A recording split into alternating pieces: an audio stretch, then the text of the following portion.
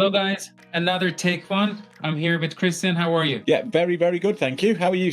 Doing absolutely great. Thank you very much. I thought today we can talk about the Dubai map, continue that conversation, if that's okay with you. Yeah, fantastic. I had a few people contact me actually about the content and said it was really educational and wanted to see a little bit more. So we're in demand. Perfect. I thought, I don't know if I didn't show this map before here. Can you see my screen right now? I certainly can. Yeah. So these are some of the areas that I think you may have either heard or we actually been there together. I'm just going to start from the top of it. I do think that a lot of people already may have seen or know how the west part of the city, where it is along the beach, the water part, the ocean part, is already developed. And a lot of it is actually not freehold property, like that whole stretch, which is called Jumeirah. And at the beginning, you have Dubai Island now. And at the middle, you have Dubai World right now. Dubai Island obviously being developed. There isn't a whole lot happening there. And Dubai Maritime City, which belongs to Dubai World, DP. And obviously at the end of it, you have the Dubai Marina and Palm Jumeirah and Palm Jebel Ali at farther parts. You said some of the land may not be freehold land. Could you just explain what you mean by that? Sure. Do you remember meeting our friends here, Burj Al Arab? I certainly do. It's beautiful, wasn't it?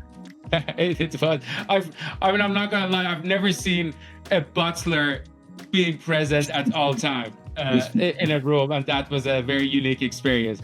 It does make you feel a little bit. Come from a very strictly middle class or lower middle class background. So having a butler at your presence all the time, it was very, very posh. And a little shout out to Razul, who we were visiting. I know he's a frequent viewer of our content. And thank you for letting us get into Burj Al Arab. This is what I was talking about. Just for people to know, this was going to be a project called Palm Deira, which now has transferred into Dubai Island, just to be clear.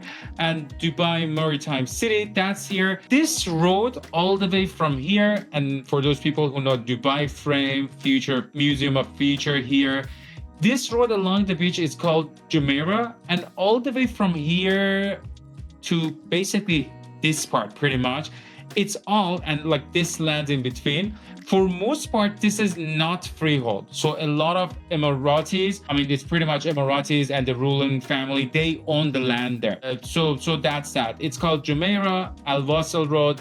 This is the part. When I was very young, this was I don't know if you have equivalents of that here in this country, but that was a road when you were younger, you would go there with your car, and a lot of people with their fancy cars would come on a Friday evening, like a Saturday night. They would drive there up and down the road and just like maybe exchange number and stuff with the young boys and girls. I think that's an important point to have mentioned though. All of that area basically isn't up for an investor to purchase, is what we're saying. So when we've got investors, because we have investors ranging from a couple of £100,000 to multi-million pounds, and they literally say, where is the very best location? And we've often had clients that will say, well, can I not buy in that specific area? It's important that they know the reason why, isn't it? That simply you can't. In essence, there are three kind of areas in Dubai. So one of them is the majority of the space that we are working in. It's freehold, where you can buy a property. It's all yours, all the inheritance rights and everything that comes with it. The second part of it is leasehold property, which, if you're talking about leasehold in Dubai, the leasehold is 99 years old leasehold. A lot of commercial properties, warehouses and things like that. And in an area like, I want to say Jebel Ali industrial area, you see a bit of that green community where there are villas and stuff there. And you will see really big, huge mansion-like villas with a very reasonable price. And it may not be brought to your attention sometimes when you see that and you're just wondering, whoa, great price. And you may not know that it's a leasehold. So again, freehold, leasehold. And the third kind is alike of this area that I talked about, which is only and exclusively for Emiratis and some of it for GCC nationals as well, that they can purchase in these areas.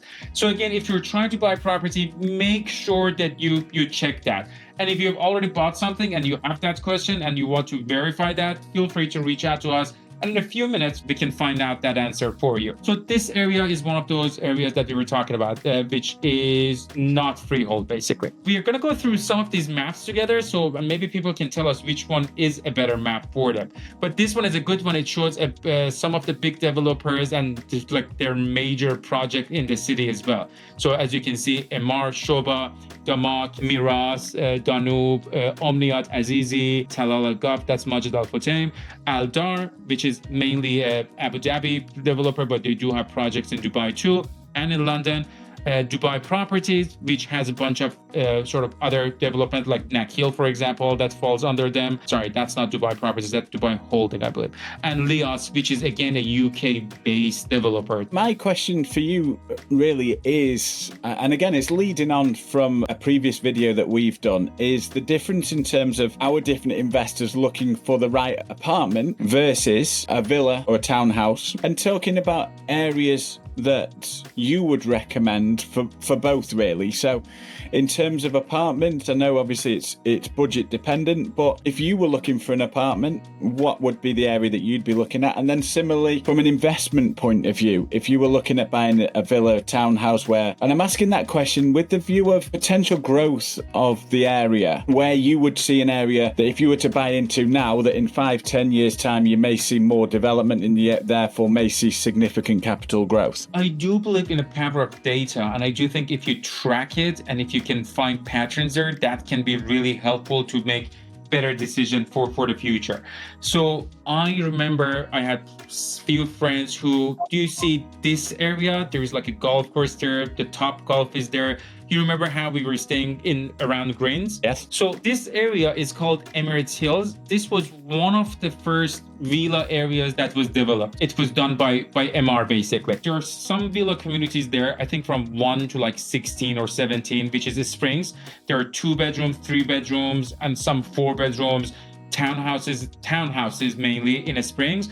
Then there is another one which is called Meadows, similar 7 or 8 or 8 or communities there, a little bit more exclusive, a little bit more expensive. And there is another one called Lakes, that's a level higher. And then there are Emirates Hills villas in Emirates Hills, and those are like 20, 30, 40 million dirham, which is like 10 million or 8 to 10 million villas in that area.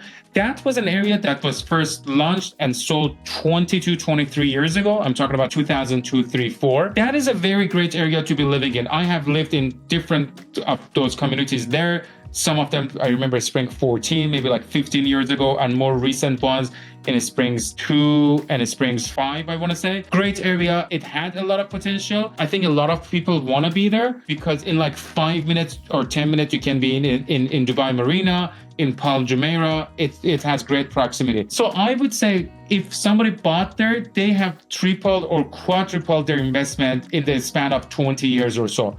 And I think maybe you can see similar sort of growth in other areas like London and stuff too in that sort of time span. But again, I think it is still very impressive.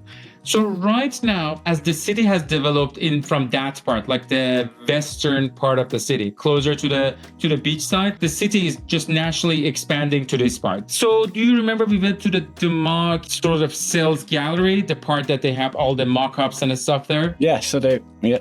So that was Damak Hills. That was around there. And the city is growing in this side.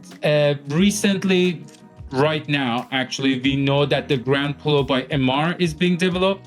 A little while ago, the Oasis was kind of promoting the property. I don't know if have you heard or seen anything about Grand Polo recently, because it's kind of a topical sort of thing that they talk about. Have you seen that? I have, yeah. Yeah, so that is the area. Very popular if you're into the sport polo. Horses, that's a very popular area. The entry price there is a little bit higher. I think you're looking at 10 to 12 to 14 million dirham for villas. There are still opportunities available, but this is just, my point being, this is just naturally the direction that the city is growing, and people, if you want a villa or townhouse, these are the options that you have to be in this part of town. I also have lived in Arabian Ranges 1, 2, and if anybody goes to Dubai, the Global Village is an area, it's a big attraction point. Have you ever heard of a Global Village by any chance? I don't know a lot about it, to be quite honest with you. I have heard of it, but not a great. The Global Village, we should go online and check it out, and definitely on next year. When we went there in August, it was closed. It's only open when the weather has cooled down, and it's kind of an outdoorsy activity. But it's an area with like 40, maybe now more, different pavilions. And each pavilion is named after a country. You have like India, UK, a lot of countries in the world. There is the theme of that country that happens there. So if it is UK, there are buildings or the design that represent UK, and there are things that are related to UK. I'm guessing if you go there, you probably can have curry and fish and chips there. How big are these pavilions? This is the area. The overall area is actually massive. And I mean, being in real estate, I should be better with like areas and stuff like that, but it's quite big. Like each pavilion 1/8 of a football sort of court, like the size of that. Okay, well, yeah, pretty big. It's quite a unique attraction, really, isn't it? Yeah, in addition to these pavilions, there are also like a fun fair city. Am I saying that word correctly? So there are rides and stuff like that throughout, and then you can do those things too. A question for context, and I'm talking very much from the point of view of people that are brand new to Dubai. Just give me an idea of timescales in terms of travel from, let's use that location that we're talking about, those pavilions, to Jumeirah Island, for example. Let's do to Palm Jumeirah. How long would that take? Sure. Well, I was going to say, because it can make a big difference. Like I said, the last place that I lived in Dubai was Arabian Ranges, and my office was in Dubai Marina here. If you were going during the peak hours, it was a different story. But just like outside of the peak hours, it's just like a 20-minute drive. From here, Arabian Ranges, we were living in Al Reem, 3, I guess. So from there, all the way to Dubai Marina, 25 minutes drive. What about to downtown? If you can see my cursor here, from there to here, that's 25 minutes.